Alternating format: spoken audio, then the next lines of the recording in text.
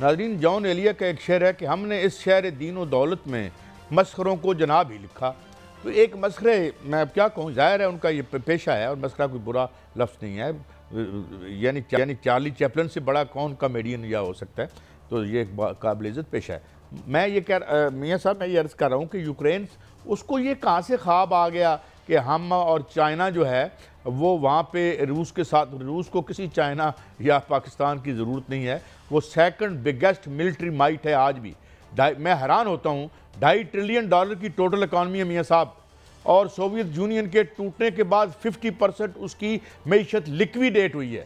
یہ کوئی $4-5 ٹریلین کی اکانومی تھی، یعنی شولڈر ٹو شولڈر تھا اس وقت امریکہ بہادر کے ساتھ، مگر اس کے بعد بہت بڑا کلیپس ہوا جب سرمایہ داری کی استواری ہوئی. تو اس کے باوجود جو اس کی ملٹری مائٹ ہے، اگر آپ آج بھی گوگل کر کے دیکھیں تو امریکہ بہادر کے بعد دوسری بڑی فوجی طاقت جو ہے آج بھی یعنی رشیا ہے. تو یہ کیا اس نے بھدا اور بھونڈا سا الزام پاکستان پر لگا دیا میاں صاحب، اور ہماری فارن آفس نے کیسے اس پہ ریسپانڈ کیا؟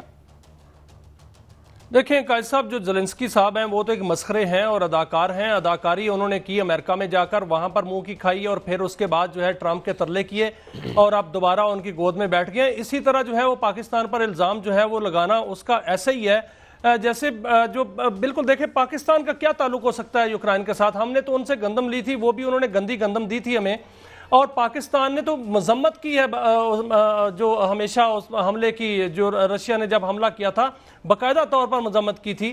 اور دیکھنا یہ ہے کہ وہاں پر ہو کیا رہا ہے. وہاں پر جو اپنی نالائکی ہے وہ چھپائی جا رہی ہے. اصل میں رشیا کے ساتھ جو ان کو مار پٹی ہے، اور اچھی خاصی انہوں نے مار کھائی ہے، وہ اس لیے کھائی ہے کہ ان کو جنگ لڑنی نہیں آئی، کیونکہ خود مسخرہ ہے. ایک جو سربراہی مسخرہ ہو تو اس کی فوج کیا لڑے گی. اب رشیا کے ساتھ جن کے معاہدے ہیں، جن کے ساتھ ان کے جو لوگ ان کے ساتھ مل کر جو ہے لڑ رہے ہیں، وہ تو وہاں پر ان کے شواہد بھی مل رہے ہیں. یہ شواہد پائے گئے ہیں کہ انڈیا کا اسلحہ وہاں پر جو ہے وہ استعمال ہوا ہے، اور باقاعدہ طور پر اس کے شواہد وہاں پر پائے گئے. وہاں پر یہ بھی شواہد پائے گئے ہیں کہ انڈین جو نوجوان ہیں ان کو وہاں پر لے جایا گیا اور نوکری کے جانسا دے کے، اور وہاں پر ان کو بھرتی کر کے جو ہے وہ ان سے جنگ لڑوائی گئی. یہ بھی وہاں پر شواہد جو ہے پائے گئے ہیں. وہاں شمالی کوریا کے لوگ جو ہیں وہ آ کے لڑے ہیں، یہ بھی شواہد پائے گئے ہیں. لیکن پاکستان کی جانب سے جو ان نے الزام لگایا ہے، اس حوالے سے وزارت خارجہ کے ترجمان نے سخت جو ہے وہ رد عمل دیا ہے.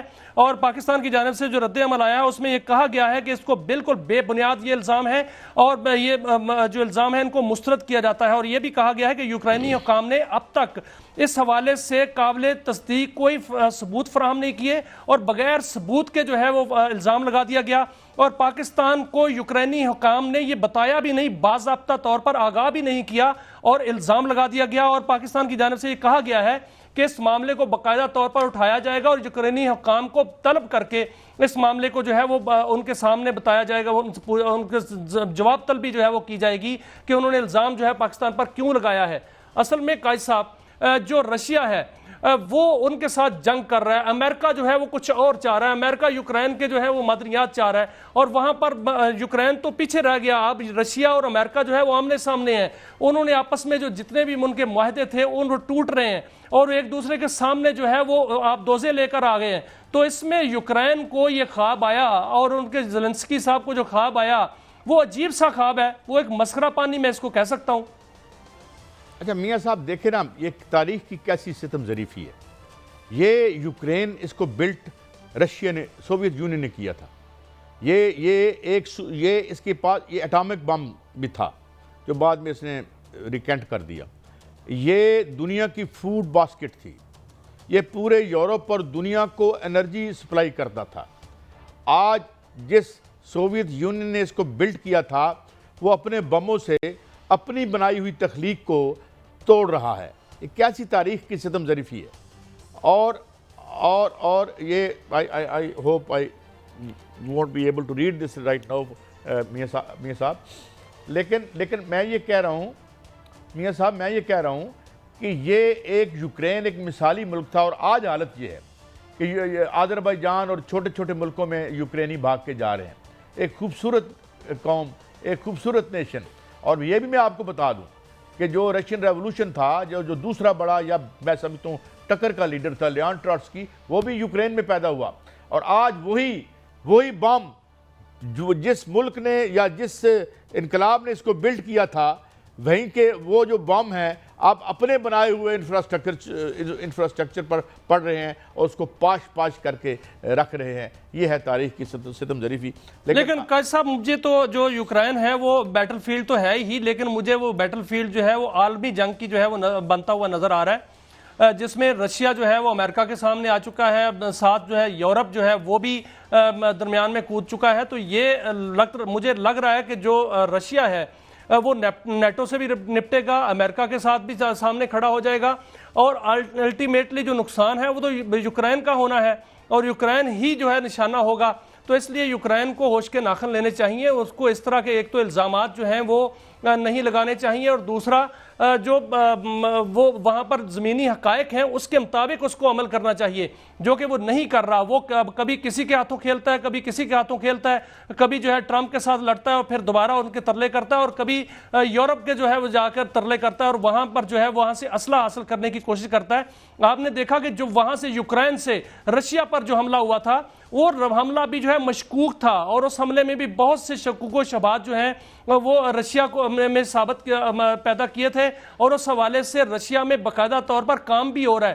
جس نے بھی وہ حملہ کرایا تھا وہ یوکرین نہیں تھا، وہ کوئی اور تھا، اور اس پر جو ہے رشیا ضرور حملہ کرے گا اور ضرور بدلہ لے گا. میں آپ کو تھوڑی سی بات بتا دوں، یہ بیسیکلی امریکہ کی سازش تھی. یہ نیٹو کو، یعنی پیوٹن نے کہا تھا کہ نیٹو کو وہیں رہنے دو، اس کو میری سرحدوں تک مت لاؤ. اور جو سوویت یونین کی جو ریاستیں ٹوٹ کے علیحدہ ہوئی تھیں، یہ آہستہ آہستہ ایک ایک کر کے نیٹو میں اس کو شامل کر رہا تھا. اور یہ لڑائی صرف اس وجہ سے ہوئی کہ یوکرین کو وہ اب امریکہ بہادر چاہتا تھا کہ بلیڈ کروائے، یعنی بلیڈ کی ایک جنگ ہو اور یہ جو ہمارا ایک ایڈورسری ہے یہ ٹوٹلی ختم ہو جائے. اس کا الٹ ہوا. وہ ایک بہت بڑی جنگی طاقت، اور اس کا روبل، اور اس کا یہ روبل کہتے ہیں اس کو، اور زیادہ سٹرانگ ہوا.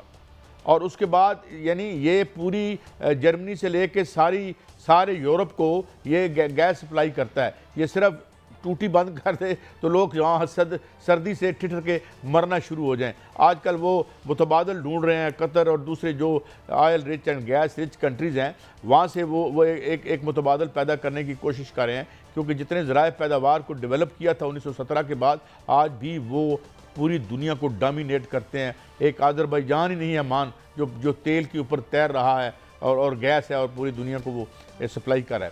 تو یہ ہے زیلنسکی صاحب کا وہی پرابلم ہے جو نتان یاہو کا پرابلم ہے. زیلنسکی صاحب انتہائی ان پاپولر ہیں. یہ اگلا الیکشن اس طرح ہاریں گے جس طرح، یعنی آپ، مگر یہ ادھر جانا نہیں چاہتے. اگر جنگ بند ہو جاتی، جو نتان یاہو کا مسئلہ ہے، جنگ بند ہو جائے تو بھائیین اگلے دن جیل میں ہوں گے، وہاں بیٹھے ہوں گے جہاں مشتبہ بیٹھتے ہیں. اور ویسے یہ سب چور و چکوں کو وہیں بیٹھنا چاہیے جہاں مشتبہ بیٹھتے ہیں. قائد صاحب یہ جو آپ نے نتان یاہو والی بات کی ہے، کتنی تضاد ہے ان جو حکمران ہیں ان کی باتوں میں، کہ ایک جانب آج میں دیکھ رہا تھا کہ ٹرمپ صاحب کا بیان تھا کہ انڈیا جو ہے وہ روس سے تیل خرید کر یوکرین کی جو ہے وہ وہاں پر جو اموات ہو رہی ہیں ان کی روس کو مدد کر رہا ہے کہ وہ لوگوں کو مار رہا ہے. دوسری جانب ان کو غزہ نظر نہیں آتا ٹرمپ کو کہ وہاں پر جو ہے نتان یاہو نے بالکل غزہ کو تباہ کر دیا ہے. 60,000 سے زائد جو ہیں وہ فلسطینی شہید کر دیے ہیں. آج فلسطینی جہاں پر بھی خوراک لینے جاتے ہیں وہاں پر بم مارے جاتے ہیں، وہاں پر بچے جو ہیں وہ بھوک سے مر رہے ہیں، انسانی المیہ وہاں پر جنم لے رہے ہیں. لیکن وہاں پر ٹرمپ کو جو ہے وہ نظر نہیں آ رہا. ٹرمپ کو دوسری جانب یوکرین کی جو ہے وہ بڑی یاد ستا رہی ہے.